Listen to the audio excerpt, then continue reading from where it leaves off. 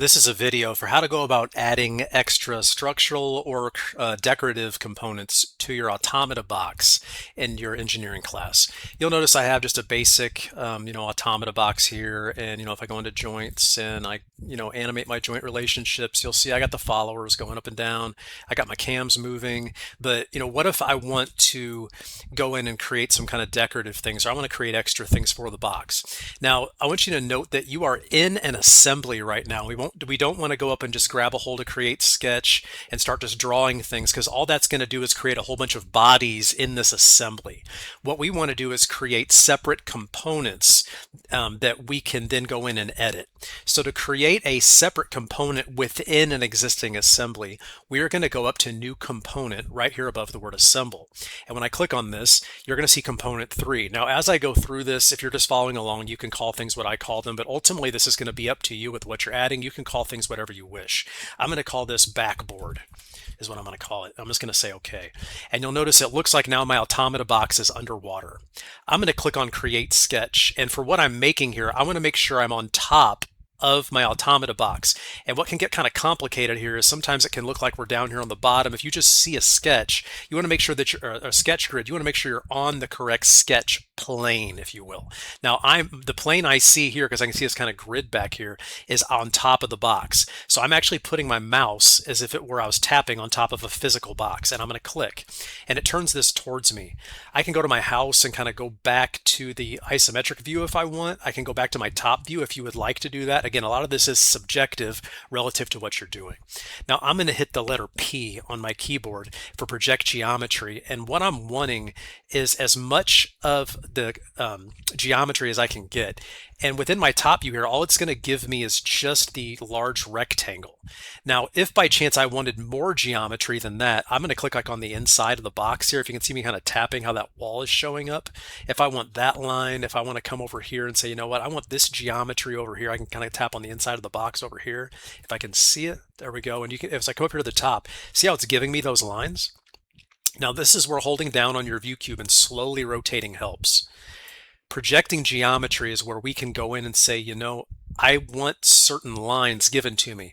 And the concept of this will help as you go in and start creating different components for an Automata box or really any assembly you're working on.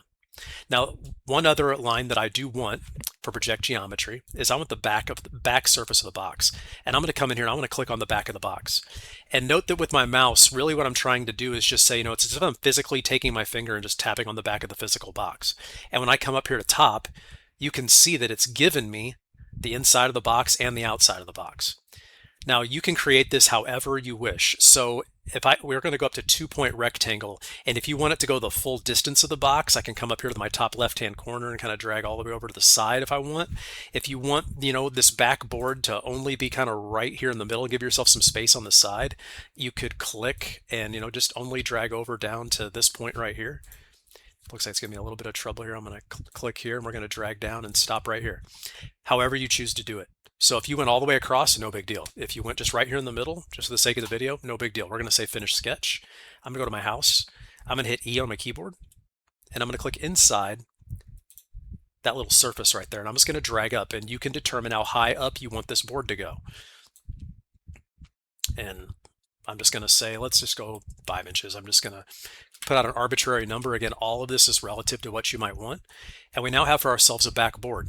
If you wanted to go at this point, I have a separate video on how to go in and put images on here. So if you said, the story of my Automata box is 2 birds flying through the air, or, whales going up and down in the ocean, you could put a picture back here on this that looks like an ocean or looks like the sky. You can do a lot of different things. But for the sake of the video, we're going to come back up here to the main assembly and check this bubble. And what I want you to know we now have a separate component that is in a main assembly.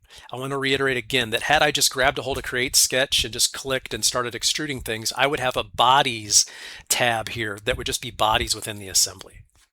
Another common thing people like to do to Automata boxes is create little caps or hats that go on top of their followers.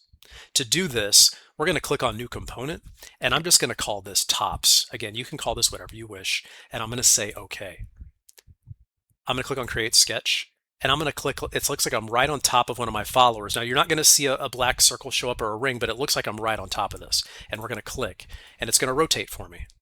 I'm gonna hit the letter P, and you can still like rotate the box if it makes it easier to see. Anything that helps you see, go ahead and rotate however it helps. But this right here made sure I couldn't see any of the other geometry, and I'm going to click on that outside edge and see how it turns light blue. That means I'm projecting an existing geometry that's going to give us a center point to utilize. I'm going to click on a center point circle here and click in the middle and just drag out. And I'm going to go ahead and say, okay, finish my sketch after that. Let's hit E on the keyboard. And I want this to go down. I'm gonna go just on the edge here, and we're just gonna drag down on the edge, and see I'm giving this a little bit of a top. I'm gonna keep that.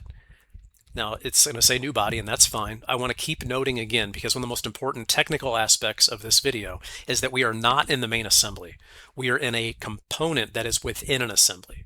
I'm gonna hit E again, and we're gonna come out and click in the middle, and click on this outside edge. It's gonna give me the outside edge. It doesn't look like it is, so no problem. We can just grab a hold of Create Sketch, click on top of the top, hit the letter P on your keyboard. We're not going to resketch everything again. We're just going to make sure we have all the geometry. I clicked on the outside circle and the inside circle. Let's just say OK. Come back to my isometric view. I'm going to hit E on my keyboard. I like to zoom in here just to make sure we have a little cap that goes on top. Nice.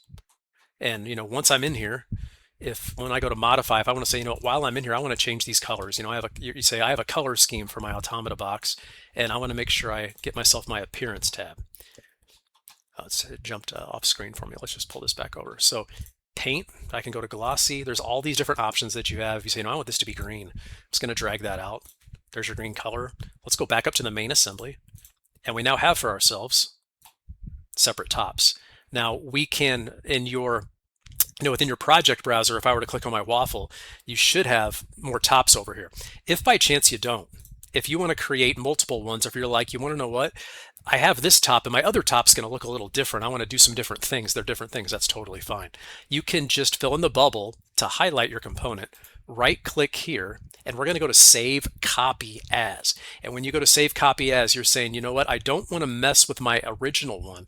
I want to create one that's brand new. So I'm just going to call this, right top 2. Call it whatever you want, whatever you're comfortable with, whatever helps you understand things relative to your project. And I can just say Save.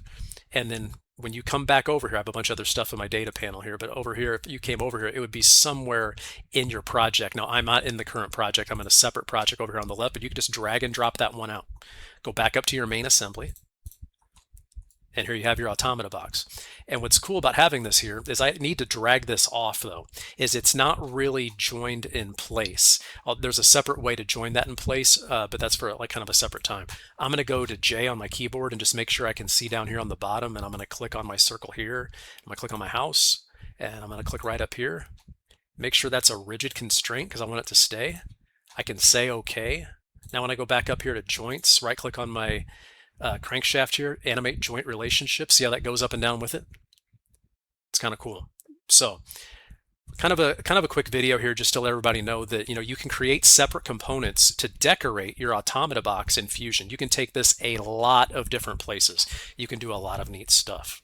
So this has been a video for how to go about creating separate components for your assembly for your Automata box.